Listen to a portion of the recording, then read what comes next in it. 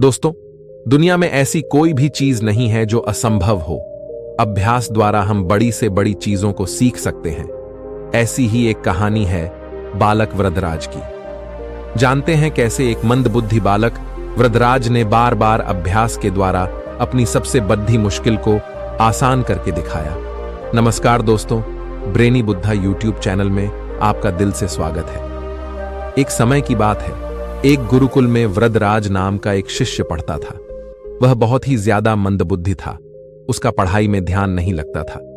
उसके साथ पढ़ने वाले सभी सहपाठी उससे कक्षा में आगे निकल गए थे, लेकिन वह 10 सालों से एक ही कक्षा पर था। उसके गुरुजी उस पर बहुत मेहनत करते, उसे पढ़ाते लिखाते बार बार समझाते, लेकिन फिर भी उसकी मोटी बुद्धि कुछ भी सीखने को तैयार नहीं थी।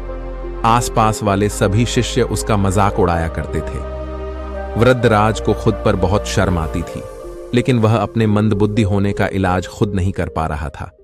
ऐसे ही समय बीतता गया, लेकिन वृद्धराज कुछ भी नहीं सीख पाया। इसलिए एक दिन गुरुजी ने वृद्धराज को अपने पास बुलाया। गुरुजी बोले, वृद्धराज, तुम्हें गुरुकुल में पढ़ते पढ़ते 10 साल बीत चुके हैं, लेकिन तुम कुछ भी सीख नहीं पा रहे हो, इसलिए तुम्हें अपने घर लौट जाना चाहिए। वृद्धराज बोला, गुरुजी, मैं घर कैसे जा सकता हूं? अभी तो शिक्षा पूरी नहीं हुई है। गुरुजी बोले, मैं जानता हूं कि तुम्हारी शिक्षा पूरी नहीं हुई है, लेकिन 10 सालों में तुमने कुछ भी नहीं सीखा है। इससे अच्छा है तुम घर जाकर अपने माता पिता की उनके कामों में हाथ बटाकर मदद करो। यही तुम्हारे लिए सही होगा। ऐसा सुनकर वृद्धराज को बहुत बुरा लगा, लेकिन वह कुछ नहीं बोल पाया और वह अपने घर की ओर निकल गया। रास्ते पर चलते चलते उसने सोचा कि मैं अपने माता पिता को किस मुंह से कहूंगा कि गुरुजी ने मुझे गुरुकुल से जाने को कहा है, और इसका कारण यह है कि इतने सालों से मैंने कुछ नहीं सीख पाया हूं। चलते चलते वृद्धराज बहुत थक गया। उसे प्यास लगी थी। रास्ते में उसे एक कुआं दिखा। वह कुएं के पास पहुंचा। वहां पर उसे एक बाल्टी दिखाई दी, जिस पर रस्सी बंधी हुई थी। उसने बाल्टी उठाई और रस्सी पकड़कर बाल्टी को कुएं में डाल दिया। जैसे ही उसने बाल्टी को ऊपर खींचा, उसकी नजर कुएं के मुंडेर के पत्थर पर पड़ी। कुएं के मुंडेर के पत्थर पर रस्सी की रगड़ से बहुत गहरे निशान पड़े हुए थे। उन निशानों को देखकर वृद्धराज सोचने लगा कि जब इतनी कोमल रस्सी से बार बार रगड़ खाकर इस सख्त पत्थर पर निशान पड़ सकते हैं, तो मैं भी बार बार अभ्यास करके किसी चीज को क्यों नहीं सीख सकता। वृद्धराज समझ चुका था कि किसी भी चीज को सीखने के लिए बार बार लगातार अभ्यास करने की जरूरत होती है। ऐसा जानकर वह वापस गुरुकुल लौट गया। गुरुकुल पहुंचकर वह गुरु से बोला, गुरुजी, मुझे पता चल चुका है कि आखिर आपके इतना प्रयास के बाद भी मैं कुछ क्यों नहीं सीख पा रहा था, लेकिन आज मैं जान चुका हूं कि अगर मैं एक ही चीज का बार बार अभ्यास करूंगा तो जरूर सीख सकता हूं।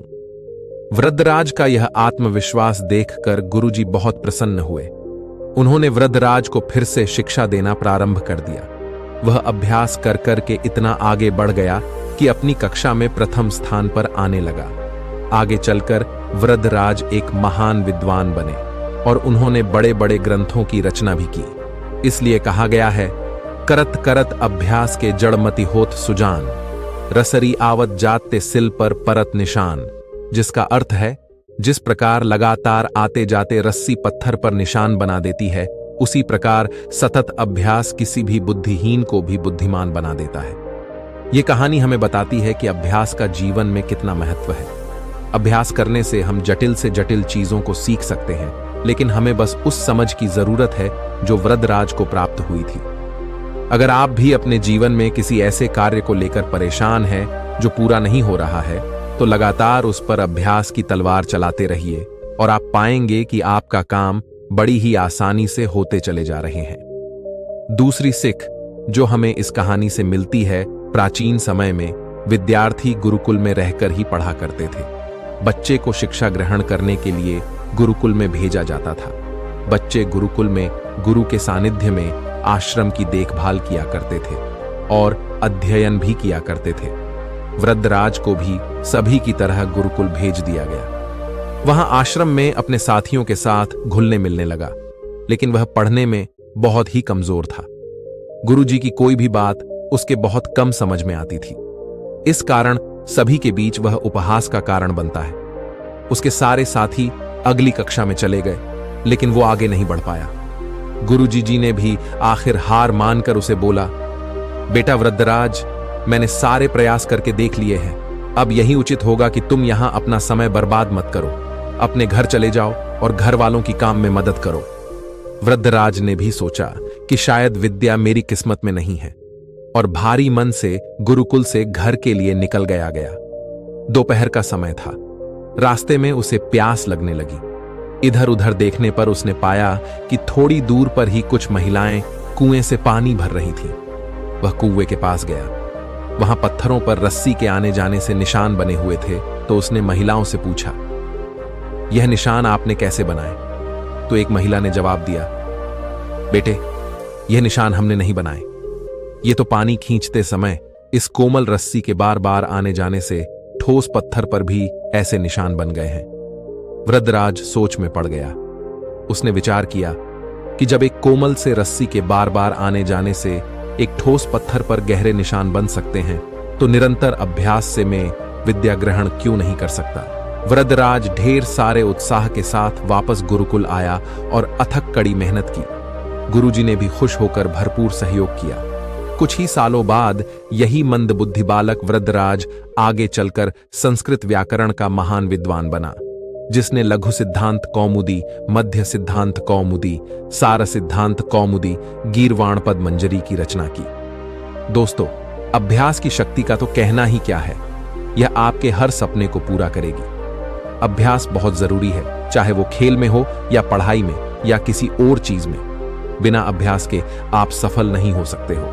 अगर आप बिना अभ्यास के केवल किस्मत के भरोसे बैठे रहोगे, तो आखिर में आपको पछतावे के सिवा और कुछ हाथ नहीं लगेगा। इसलिए अभ्यास के साथ धैर्य, परिश्रम और लगन रखकर आप अपनी मंजिल को पाने के लिए जुट जाएं। तो दोस्तों, वीडियो से आपने क्या सीखा कमेंट करके हमें जरूर बताएं, और ऐसे नॉलेजेबल वीडियो देखने के लिए हमारे चैनल को सब्सक्राइब जरूर करें। साथ ही उस इंसान को शेयर जरूर करें जिसे इस वीडियो की जरूरत हो। तो चलिए मिलते हैं एक और नई वीडियो में नई कहानी के साथ। तब तक अपना ख्याल रखिए। नमो बुद्धाय।